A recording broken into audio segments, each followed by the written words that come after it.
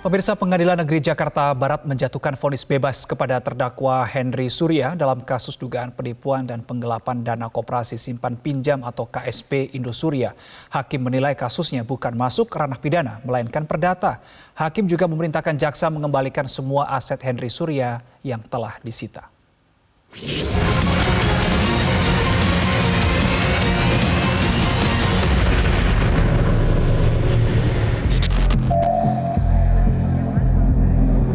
Majelis Hakim Pengadilan Negeri Jakarta Barat menjatuhkan vonis bebas kepada terdakwa Henry Surya, bos koperasi simpan pinjam KSP Indosuria pada sidang putusan Rabu 24 Januari 2023. Henry Surya merupakan terdakwa kasus dugaan penipuan dan penggelapan dana KSP Indosuria. Kasus ini disebut-sebut menelan korban hingga 23.000 orang dengan kerugian mencapai 106 triliun rupiah. Dalam amar putusan, Majelis Hakim menganggap kasus KSP Indosuria ini masuk dalam perkara perdata, tidak cukup bukti yang menunjukkan terjadinya tindak pidana penipuan dan penggelapan. Hakim membebaskan Henry Surya dari segala tuntutan hukum yang didakwakan kepadanya. Hakim juga memerintahkan Henry agar segera dikeluarkan dari rumah tahanan setelah putusan dibacakan.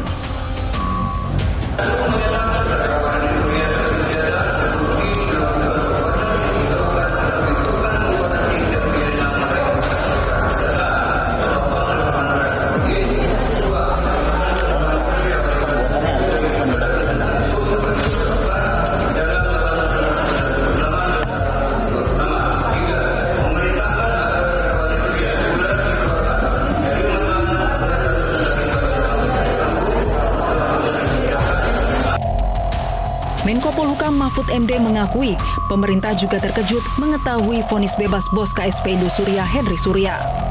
Kasus tersebut telah dibahas sejak lama dan jelas merupakan perbuatan hukum yang sempurna sebagai pelanggaran pidana. Mahfud menilai kita tidak bisa menghindar dari putusan Mahkamah Agung, mungkin tidak perlu menghormati putusan MA.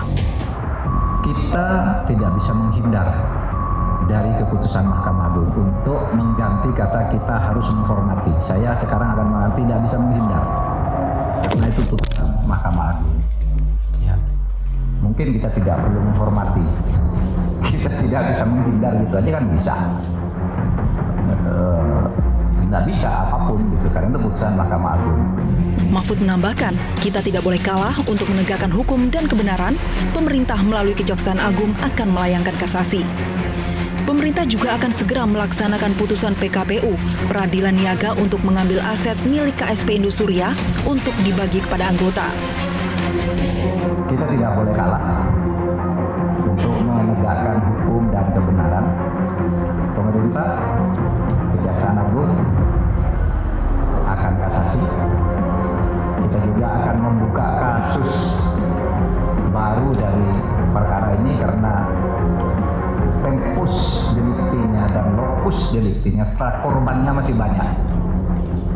Kita tidak boleh kalah untuk mendidik bangsa ini berpikir secara jernih dalam penegakan hukum.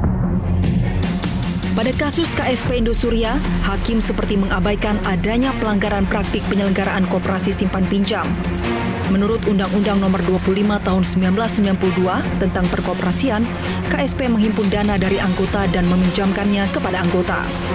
Namun KSP Indosuria beroperasi selayaknya bank, menghimpun dana dari nasabah yang bukan anggota koperasi.